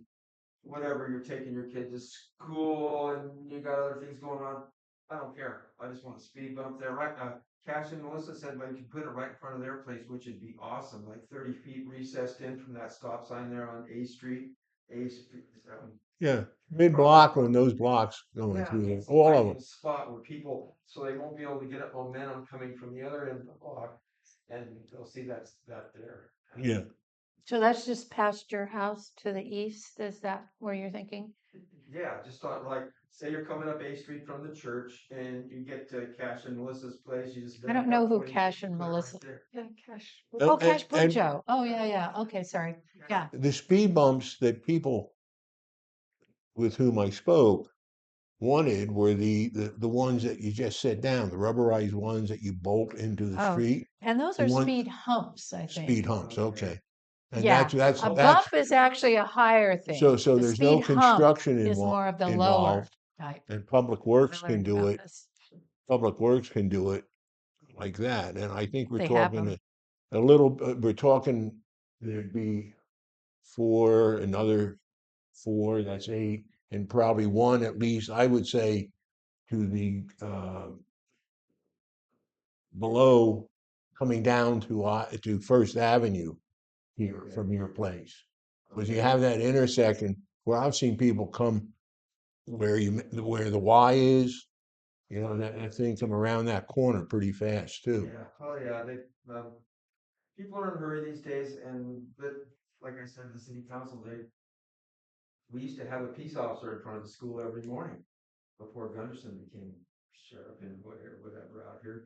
And that was a great deterrent. People, it's pouring down rain, people are dropping off their kids, they're on their way to work in that same spot right there. And we don't have any police out here, let alone traffic, and this is the best thing we could do to slow down. So I think we're talking about 10 of the speed humps I through don't that want it in neighborhood, my huh? place.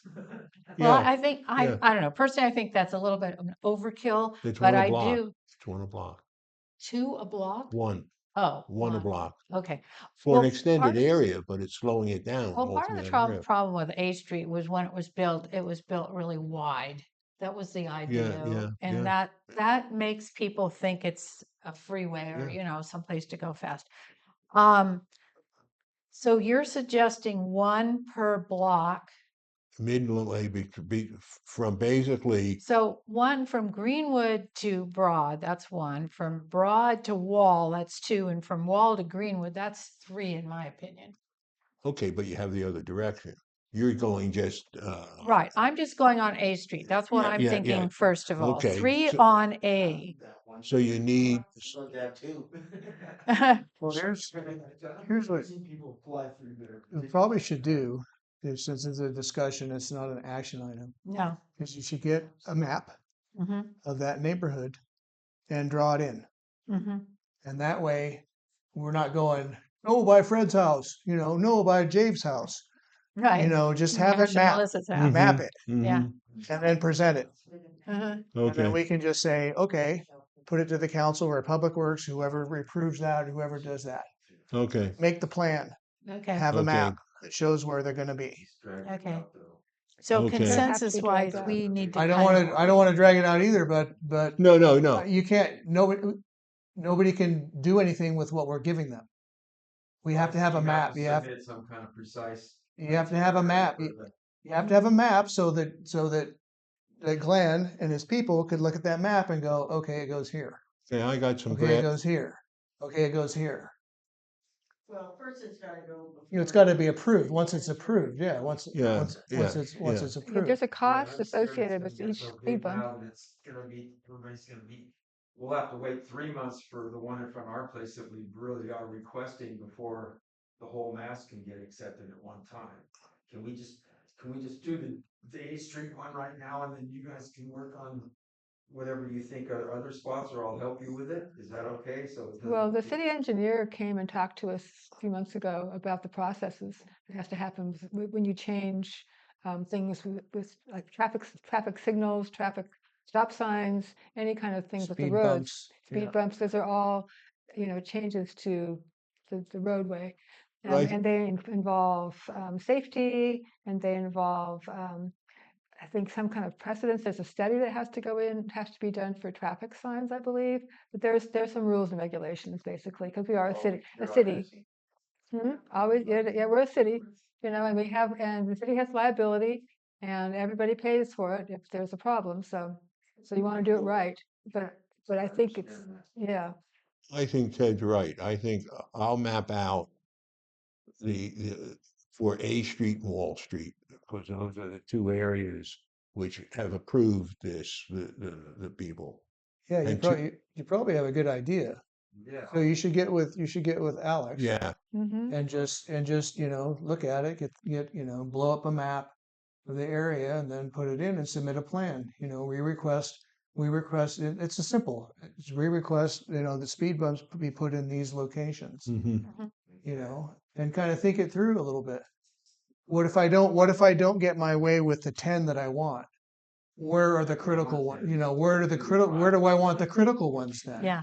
Right? yeah. Yeah, don't And get so me you wrong. give, I'm for I speed totally humps. get it. I I like totally the get it. I'm idea. saying if you give somebody something that's done and finished, it's a lot easier for them to go, oh, okay. If you just talk about stuff Small town and atmosphere, I figured I could just, Yeah. just ask the city council in here, and that'd be good. Cash is a draftsman, My father was a drafting professor. It's nothing. That way. I know. Yep. Government, all the formalities are kind of overwhelming. All right. If it's your own driveway, you can Don? do it. It's a Yeah, you minute. can do it. Don, I'll get you the map sometime in the next week. Okay, great. Okay. And then we'll just draw some lines on there, or that's okay, Well, necessary, right? It's just going to be lines, and maybe you can then give it to Cash, and he may be able to fancy it up. Okay, Okay. yeah, I'm sure you'd be okay with that. I'm Yeah. tired of it too. So yeah. Okay, we have a plan here. Good idea, Ted. I mean, we have talked about, this idea here has come up, increase of speed bumps throughout the city, because we've looked at other areas of the city too. Yeah, we're talking about I Street. We were talking a lot about I Street, and somebody brought up the fact that, well, there's a tree route on I Street that's working as a speed hump and, in a natural way. Plant a tree. Yeah, so plant a tree. Not advocating that, but anyway, those kinds of things happen in the small towns. And large. Before you go on to Yeah. another subject. Yeah. Do public comment at the microphone. Yeah, that's probably a good idea. Let me just make sure that we're all on the same page as far as this goes, that we're gonna, I like the map idea, Mhm. and proceed with that. and then talking to Cash and Okay, proceeding in the right direction. okay, so we're opening up for public now. Okay, I just wanted to say that I'm not sure the speed bumps on Railroad Avenue really slow down the cars. They're really mild. So that might be something to consider. If you're gonna put one in, put it in, make it big enough so that it actually slows cars down. See, that's the difference between a speed hump and a speed bump. The hump is smaller. The bump is larger. There's a lot of bump then. Uh-oh, okay. Just bringing that up, because those small ones will do. Yeah. Especially people that have stints on their cars. I would just like to share that I live on Railroad and I'm between speed bumps. And we started out with the rubber ones that get nailed into the pavement. And now we have the ones that are made of asphalt. And they're bigger. The asphalt ones are much bigger than the other ones were, but they're a more gentle up and down. And so you can probably go over them doing maybe 10 miles an hour if you don't like your car very much. The other ones, if you hit them at more than 5, that just you're going to completely ruin your car. And they were really really loud. I can't tell you how many times I woke up in the middle of the night because somebody hit one of those speed bumps. They didn't see it and they hit it too fast, and it made their vehicle, you know, rattle really bad or jump around or whatever. So those hard rubber ones are pretty awful. That's a 5 mile an hour speed bump. The other ones maybe are tens. So I think if you want to slow traffic down, the asphalt ones are better, gentler. They're not going to wake people up in the middle of the night if somebody hits one. And a trailer attached to their truck just starts bouncing down the road. So it's, I don't know if you spent it much. If you'd experienced both of them, I think you'd understand what I'm talking about. I think they both slow the traffic down quite well. That's a great point. Maybe some paint in front of them or around them, something to catch people's eye. But they look right at the stop signs and cruise through them already. So I even considered putting like some Christmas lights with some solar source on the stop sign down there to get people's attention. You do what Ruben does and go out there with a big stick. Well, some people have those children at play signs too, like when your grandchild is out there, those little figurines of a child playing is another good idea. I've seen people do that. How legal they are, I don't know. I can't advocate one way or the other. Those little But plastic things. yeah, those little plastic children, silhouette of a child playing, especially when your grandchild is in your I street think there. 5 mile an hour speed hump would slow people down. Yeah, so the kids down too. A couple of the neighbor boys have those electric bikes they ride to Blue Lake, and look, man, they just cruise right through that intersection there. They're gonna get hurt bad, or they're gonna hit some other child or whatever. Well, if you already have a stop sign there, you just gotta They get. just cruise right through them. So But a I speed told one of bump is them's gonna older stop. brother that, hey, you should tell your little brother to chill out, or else he's probably gonna lose his right to ride that thing. I'm not talking to your parents. I'm talking to you. So Okay, I'm sorry. okay. It sounds like we have a plan and we're gonna move forward on that. So this will be brought back to us or, yeah, to Yeah, I think us there has to be. with the map. Okay, So all hopefully right. we can have it authorized within a couple weeks or so, or is it gonna be months or? Months. It's more like months because it's a it's city. a change, we're a city and it's a change in our, um, street Be happy it's configuration. months instead of years, Well, Don. in It's the fitting. meantime, I'm just thinking it's winter now and things are getting worse. You should have seen Aurora when we first took off the wheels of her bike, and her dad had just worked a 12-hour day. He was exhausted, and she just took off. She went and stopped sign around that corner, and Dave's chasing her down the road. I felt sorry for him. He was exhausted. Anyway. Okay, well, thank you for coming out this evening Thanks for and having bringing me. that up for us to look at. We are now on item 13, New Year's Eve poster concerning fireworks, discussion and possible action. Yes, we had a very successful July 4th. Marty's, Thank you. I have the backside of what went on that City Hall printed. Uh, this was the front side of the July 4th one. There's a copy of it. I still have the ones for Christmas at my house. New Year's Eve. New Year's Eve one.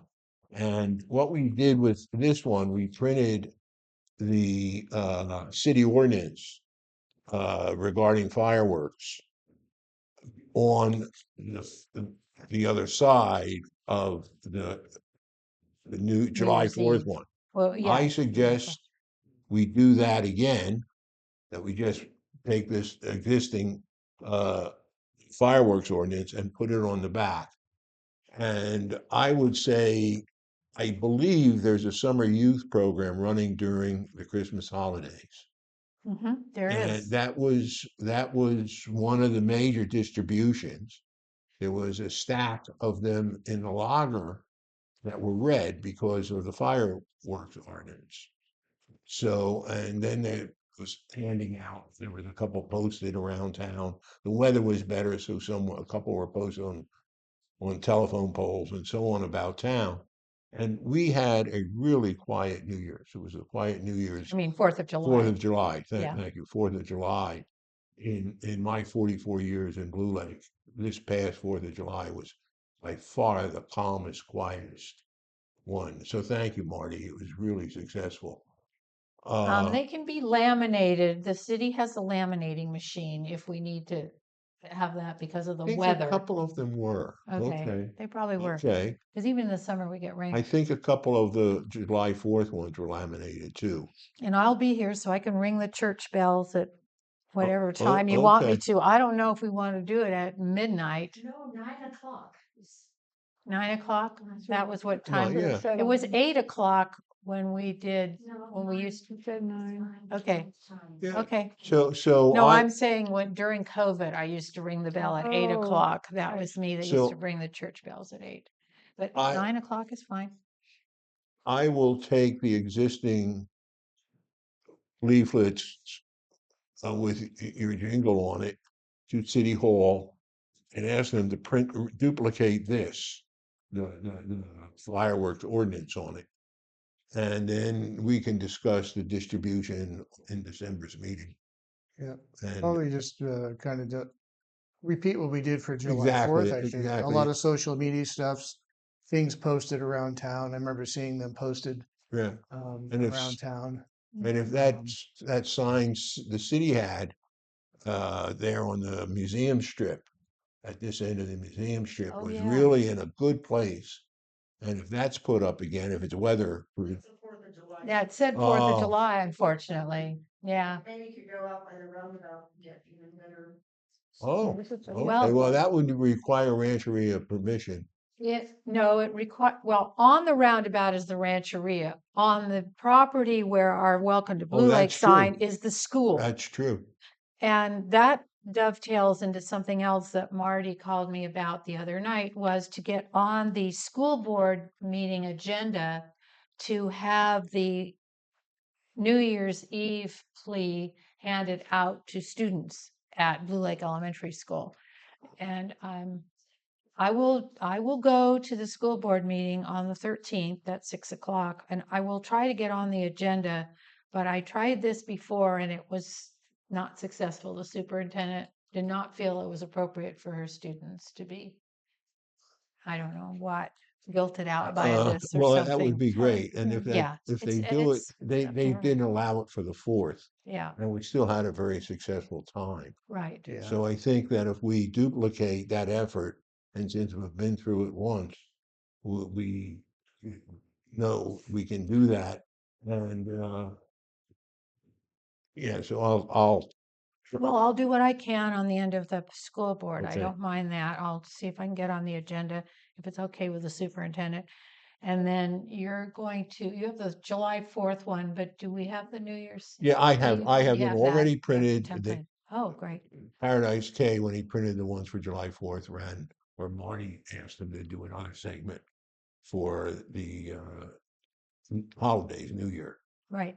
And so that's what we got. They're over at my place, and in my Okay. rush to get here, I forgot them. No problem. Well, 84. our next meeting is December 1st. So there that'll will give us be time. That'll give still us a time to little get it printed time too. to still, because you don't want things out too soon. People No. will forget or whatever. So, we'll have it then. and it will be And back on Michael the will put it agenda. up in the logger again. We'll get good. Yeah, and I'll ring the bell this time because I don't think it actually got rung the last. Any other questions or comments from the commissioners before I open it to public? Public, any comment? If you would come to the podium, Marty. I like the idea of putting them, we have 150 of them. And there's about 150 kids. So I like the idea of them being sent out with the kids. And something has been changed in there since the last time the school board looked at it. We took out one of the lines. So it's worth trying again. And then Aaron has volunteered again to take down a burrow and to decorate the burrow Christmassy and to give out candy canes and, talk to the kids about the impact on animals. And, I just think that's nice if the school board would allow it. And so it's different than what they looked at before, because we did take one of the lines out that maybe the word felt too. Is that the traumatized word? Yeah, we took that out. So what's the new one look like? Well, it's I got don't 4 lines to it. Yours still says traumatized? I haven't opened it since back then, so I don't know.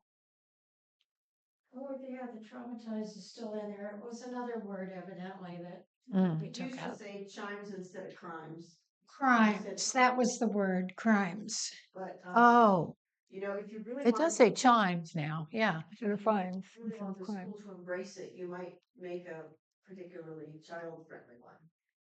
Well, I don't know. I'm not ready to start redesigning it or anything, but just different I'm words. just saying that what I feel. I think it would be great to get them out to the school.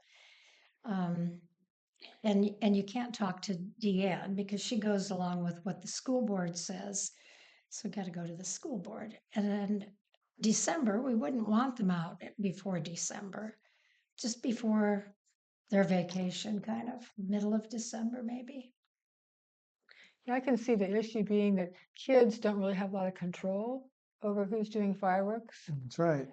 They might feel bad for the animals, but they're not going to be able to tell their uncles and Yeah, the well, people who whatever are you actually think is doing it. best. Maybe that's why the school had some reservations. Yeah, it does impress the kids though, that they can pass that on to their parents, that, what they said, what we learned in school today is these Well- big bangs affect the dogs and so it spreads that way too, but The school, whatever you decide. the school bailed on us for the 4th, and we still had a very successful Yeah. 4th.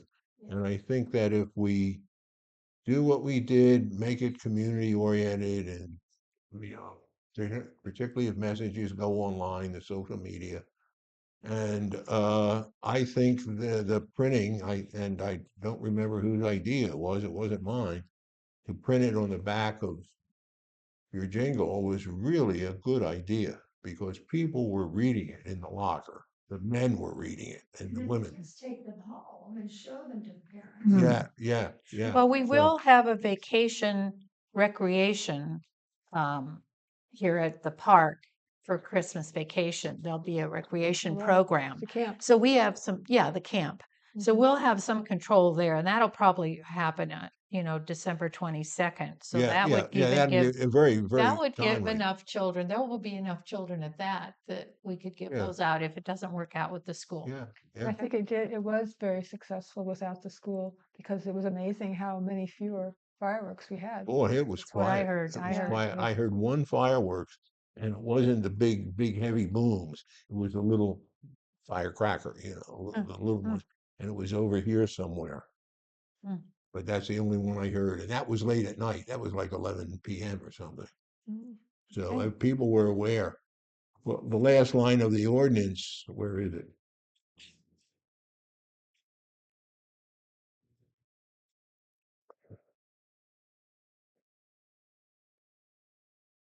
The last line. The last line in the ordinance is, it is the discretion of the enforcement officer.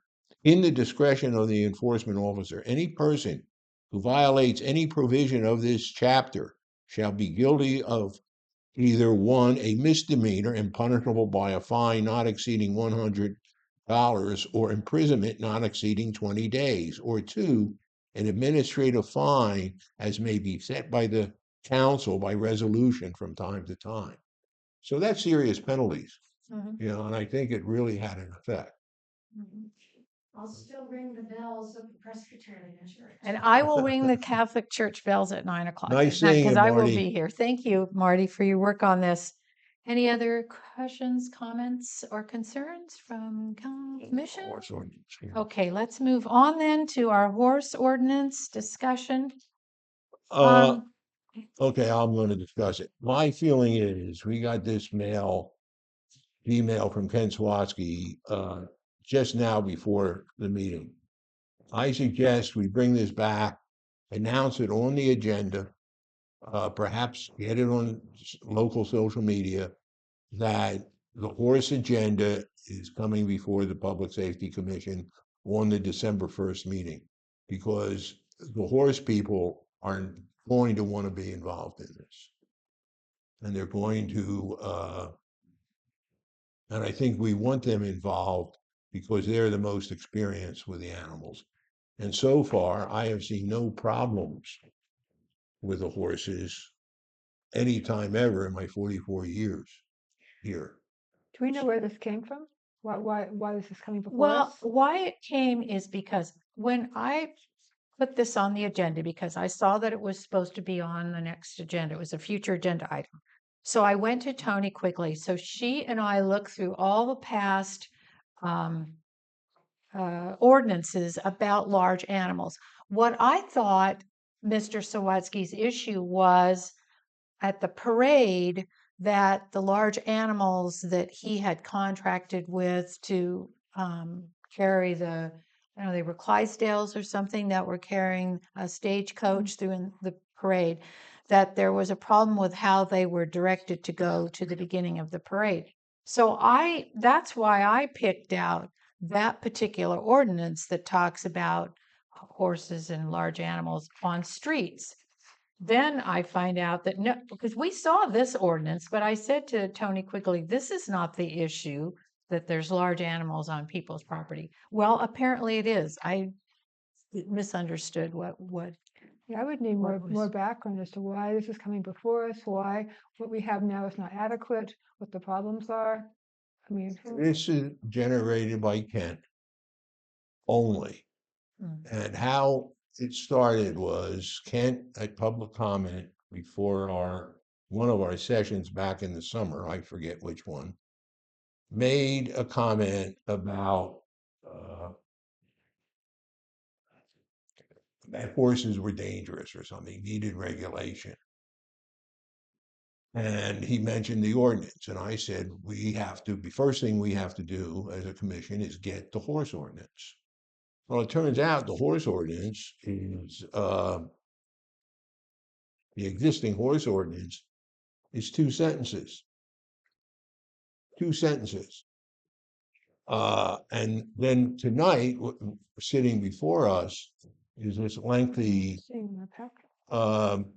Is the key, yeah. and I think it will be another contentious issue in town.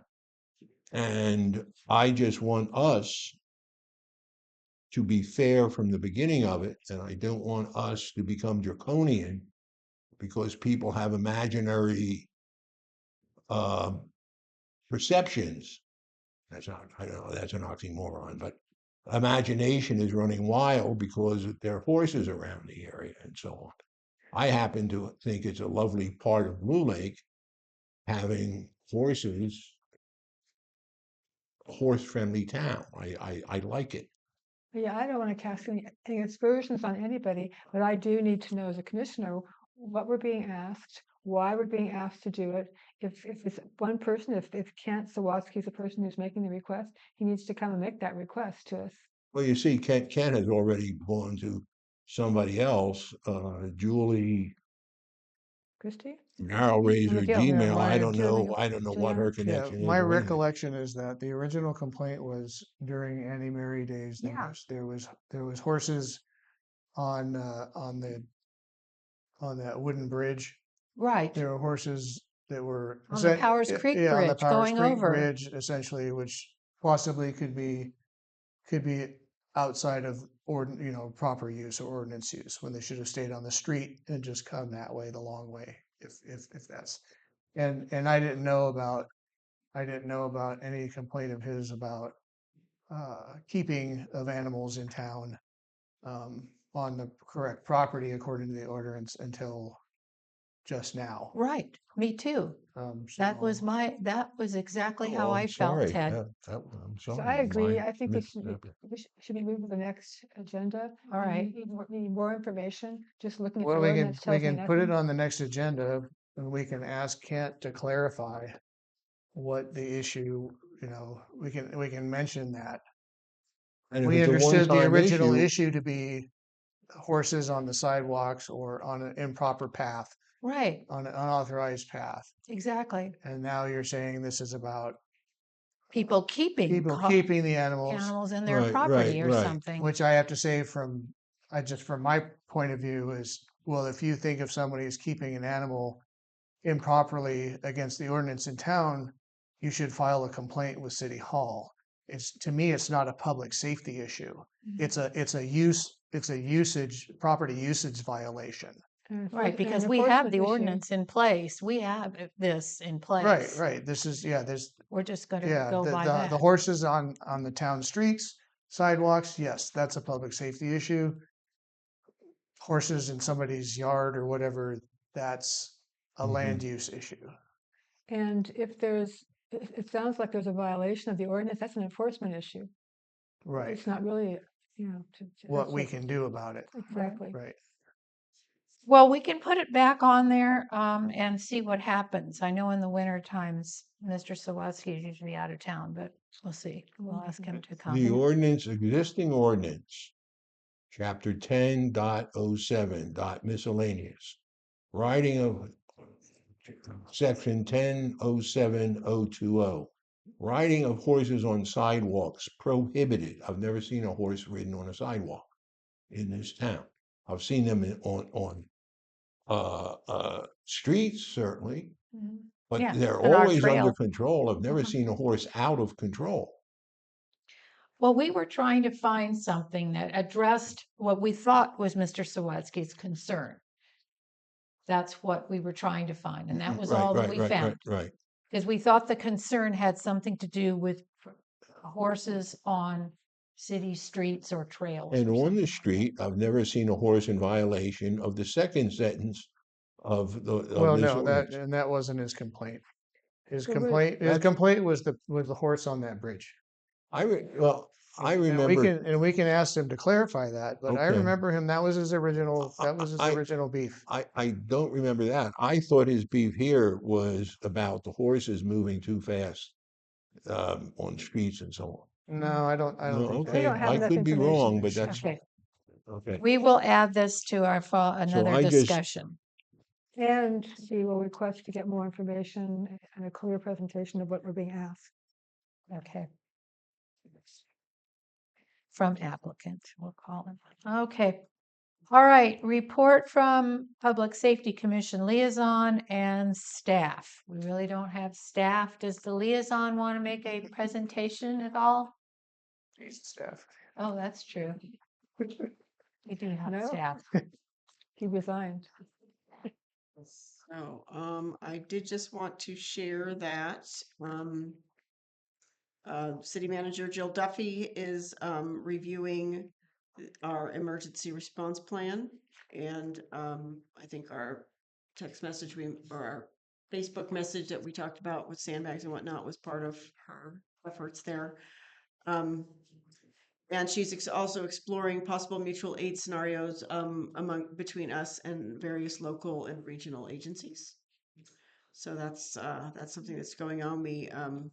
She did mention that the emergency response plan, she did locate it, and she's having some conversations with other agencies. So and that report was generated based on the I think the county Office of Emergency Services, putting out the warnings, the weather warnings and that.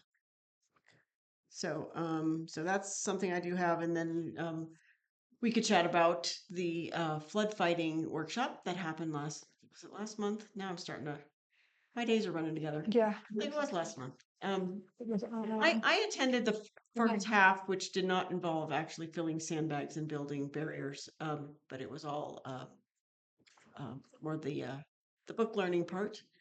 So Department of Water Resources put it on. We saw a movie about the big flood down in the valley around Yuba City and those areas in '97.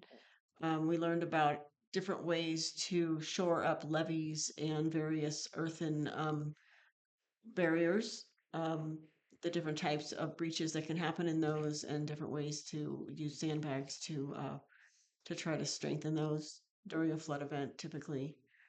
Um, and I think I'd like Lynn to fill in the blanks. I did. Very, very attentive student. Yes, this is our booklet, if anybody wants to borrow it. It's the Department of I'll Water just Resources. look at it. And I did go to the second part, and it's really good to see how they did it. I think people are most surprised to see how little sand you actually put in a sandbag Mm. for it to be effective. Mhm. And I'm really glad to see the city's doing a training on Friday, because there's a proper way to do things. The CERT team has agreed to help coordinate if there becomes an event to coordinate sandbagging, like to set up a shelter and have somebody there on spot or on site. Because when we had the flooding in January last year, I think it was a little bit chaotic, and we saw the kinds of things that could be done to make it go more smoothly. So we're going to try and help with that if that's required. That sounds great. Correct me if I'm wrong, but wasn't this discussed at the last city council meeting that the city decided to buy a huge amount of Yes. sandbags? I think she said there's 1,000 or 2,000 sandbags. Yeah, huge amount, because before that we weren't buying enough of them, and it turns out it's Ran out. we ran Yeah. out, and when there's a need for it, and it's cheaper to just buy a huge amount of it. So you said 1,000 to It's 2,000? 1 or 2,000. I Yeah, don't I recall know. exactly. I remember it was a huge amount, but yeah. And then the sand we get from where? Well, the It's- sand can come from anywhere. I imagine Pepe is probably, Mm. supplying sand. Yeah, I know they had some in gravel in business. the corporation yard. They had a big Mhm. pile in the corporation yard and would bring some over. Um, but Because this Yeah. week, if we have a storm, a really bad storm, Wednesday is supposed to be the worst rain. And then that's also a full moon. So we have the tide situation. That's what happened in 1994, if some of us remember, when we had a super moon, they call it, at the same time as a lot of rain. So basically, what happened with Dave's Powers Creek, that instead of Dave's Powers Creek going towards the Mad River, it went the other way, Backed and up. that's backed up. And that's why Karina's area there, that's a low spot, that Broderick Avenue.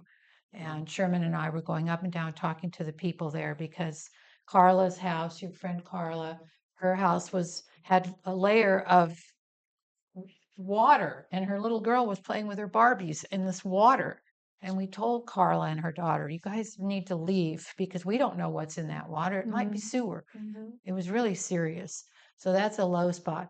But I'm just thinking about this sandbagging happening Friday, when hopefully we won't need it on Wednesday, because Well, that's, you know, the announcement said that sandbags will be available starting Wednesday, good. between 9 and 4, which is city hall hours but that's at the corporation yard, and then the class or training rather is going to happen at 4 o'clock at the corporation yard on Friday. Where did you see that? It's a Facebook post that the city made. Okay. Okay, good to know. All right. Thank you. There's Anything else? also, Oh, we also found the Rancheria has a lot of supplies. They Oh. have several containers with sandbags, hip boots. I mean, they have a lot of materials. I Mm. believe it's also down in Fortuna. The CCC has sandbags that can be. Right. Well, they were saying the Department of Water Resources trainer was saying that they have a container down there Mhm. where they stockpile stuff. Yeah. But it doesn't mean that we can just go get it. It's like if we have an emergency and we exhaust our resources, then we can request Right. So we have to replace it um, maybe, but yeah, yeah. yeah. We can ask them to replace what Yeah. we've used if we're in the midst of an emergency situation. Excuse me, right. But back to the city emergency plan. So is anybody going from the city to this planning workshop on how to write a plan, an emergency plan that the Rancheria I is don't know offering? of anyone at this time. Could somebody go perhaps? Could there be some discussion? I don't Because- know. I can talk to Jill about it and ask her if she has staff. She sent Glenn to the flood fight training after it really was helpful. requested that that somebody from the city attend. And I imagine he's going to be the one that's just teaching people Friday how to fill sandbags. Hmm. So that's good. Yeah. But regarding the emergency plan, if we're talking about reviewing and that kind of thing, it seems really great that we have this training opportunity. Right. I'll make sure Jill knows about it. I'm sure. And I think she does because I believe she was in contact with Andrew today. Was that the November 12th meeting from 8 to 5 that? Yes, Um, writing emergency plans for the- rural jurisdiction. That's Yeah. exactly what we need to Okay. be getting The more Rancheria information about. Office of Emergency Services and their training center is doing really great stuff. They're bringing a lot of training to Yeah, they got some big to, grants to for our, that. to right here. So convenient. And yeah, It's a so shame not to take advantage. And then the disaster recovery in rural communities also is another Right. training that would be really important, I would think, for someone from the city to go to. Yep. Because- Right. Yeah, like I said, I'll make sure Jill knows about it. Any And other? I wouldn't mind if you helped me. If you want to send her an email as well, it'd be great. Any other report from the council? In terms of safety, I don't think we have any safety specific issues coming forward. Do you recall something that I'm forgetting? No, just the rabies report that Right. that was had that evening. Yeah, and the sandbags. Okay, thank you very much. Staff, are you our staff? Report from staff. All right, we'll move on to future agenda items. I wrote down Safety Commission work plan. Lynn Glenn showed me something from 2014. She dates back to that year of being on the Yes. Public Safety Commission. I And found this and remembered we had a work plan when we first started out. And what we did was we went through all the documents that established the Public Safety Commission to see what we were required to do and suggested what was suggested that we do. And we made a work plan out of it because, for instance, the safety fair shouldn't be just have to be remembered randomly at some time. I mean, we need, if it's written down, it's a lot more methodical and we're more likely to maybe do some of the things that would be important for us to do as a safety commission. Some of these documents, I think the original ordinance that formed the safety commission changed. They wrote another one because originally we were not allowed to talk about preparedness, emergency preparedness. We were only focused on the sheriff's contract. And so that was expanded in a later ordinance. So there may be some things in there, like I said, that no longer apply. But yeah, I think we should bring this back because we need to discuss these items. I can see already there's a couple of ones here. Obviously, they're dated after I would 11 ask years. we delay that till January. Next meeting is going to be, we have Oh, 3 left over from this one. We got the January, New Year's firecracker thing. We got the horse ordinance. yeah, it's a good time to do that, to do it in January. Yeah, just because those things should be coming up out of this meeting. And I okay. think there was another one. Sheriff log include Red Cross and fire No, department. no, which I that wasn't it wasn't from that. It was, from our agenda from yeah, tonight. yeah, from tonight for future meeting. Okay, let's Well, Here the it I is, here it Street is. survey, we're Let me going to see. go over that probably. And the magnet. Oh, the Yeah, the magnet, magnet. magnets, that's Yeah. what it was. Mhm. Yeah, those 3. So, Okay. so let's just not forget though, because we don't Yeah. have an item for I two know, two that's the meetings problem hence. by January. I Yeah. know. When is the January meeting? Okay, that would be the 5th.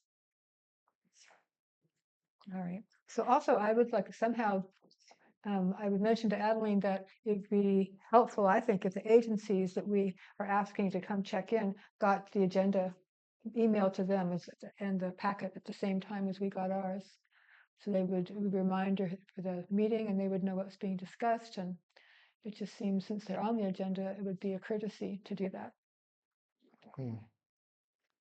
I got his mail address for Andrew, so I can suggest that happen. And Is Andrew with the Red Cross? Andrew No, is Office of the Emergency gentleman that's Services, here tonight. Santeria. Oh, from the Rancheria. Yeah, yeah. Do we have a contact with Red Cross? He probably would tell us, but we don't. Okay. Because then there's the chief Vanuku for the fire yeah. department. Yeah. He can be emailed. So I would be happy to try and contact people on emails Okay, that would be great. because it's. Is this a handout, Lynn, or do you need No, it she back? needed it Oh, I back. need I it. think. Yeah, that's what I got from the Yeah, workshop. it's too Okay. bad. That's good. Yeah. Okay. So anything else added to future agenda items? I'm going to Oh. mention that we get the sheriff log, Yes. right? We really Requested want from that. staff. Yes. Yeah. Yeah, we did for a while there. Now we just haven't been. And he gave it to us verbally, but it's nice to be able to see the numbers Right. and the I trends. think, yeah, whoever's putting together, if it's Tony that's putting together the, the Agenda. complete packet, her or whoever, if she has a helper to learn how to use that system, to download the. You don't have to. They're typically sending those to the city manager. Are they? So Yeah. she needs to. Are you getting a hard copy of that at the council? Okay, yeah, we do need a hard copy of that. Okay, we'll It get needs to be that. on the agenda. It should be a regular item. Yeah, it used to be. It Yeah. used to be. So the sheriff log is very And- important. And also, we Okay. should probably add to appoint a recording secretary as a regular item. Yeah, I Early know. on in That the wasn't meeting. on there. Yeah, we do need. Otherwise, we can't do it, really. Yeah, It's and not at the agenda. last city council meeting during public agenda item, I mentioned that one of the things that's really a problem is these commissions where we have to have our own commissioners take the minutes. It would be really nice if Mhm. the city could afford, a secretary. The planning commission is taken care of. They have a secretary because that's very important. But the other four commissions are taking their own minutes. And we never had, I don't think we had anyone Yeah, who did that Mandy before. used to do it. Yes, she Right, she did. did, but before Mandy, we didn't have, the city manager didn't come because. Well, who of did? Staff time, no one. We just met and we didn't have staff support. But did you That's the you had minutes? We would take our own minutes. So somebody amongst yourselves did. Yeah. Okay, well, I think there should be somebody. I mean, if you Well- pay someone $20 an hour, it's a 2-hour meeting plus another hour for the transcribing, that's $60. 60 times 4 is $240 a month for those 4 meetings. I mean, it's doable. Maybe after the budget is. You can pay me finalized. $20 an hour. See, there's somebody that would Wouldn't do get me it. to do it for $20 an hour. But some people might. I I was wouldn't either. I wouldn't do Well- it for $100 an hour. well, the Anybody can take Running 3 anybody hours, can our take a meetings are- video, take the video and run AI minutes off of it. And if you started out with a template for your minutes, where you can start with a printed template where it lists all the commissioners and you just check who was here and who was absent and Yeah, it each could be motion easy. who was the first, who was the second, and you could Yeah. you can make it really simple. And just in the moment, but then you can also go back with your video and generate minutes with AI that are quite comprehensive, and then you just edit them to make sure they're accurate. Yeah, I And the kind of important I thing use is- a preprint when I do minutes for the Grange. Preprint? Yeah, I What's that? preprint all the agenda items out. Yeah, And then just go through and add a few notes. Oh, yeah. Yeah, see, I'm an English major, so I get a little more into the weeds of things. Alex would understand that. Did you have any I further was just going to comments? share that from a budget perspective, I don't think there's going to be. I don't think it's likely that we're going to add something new to the liabilities of the city at this point. It looks the picture's not shaping up to look real great. So. Well, it's I just a think- suggestion. Okay, we are moving on from future agenda items to a motion to adjourn. I move we adjourn. I second. Motion made and seconded. Any further discussion from Aye. commission? from Public, back to commission. All those in favor say aye. Aye. Aye. We adjourned at 9:04.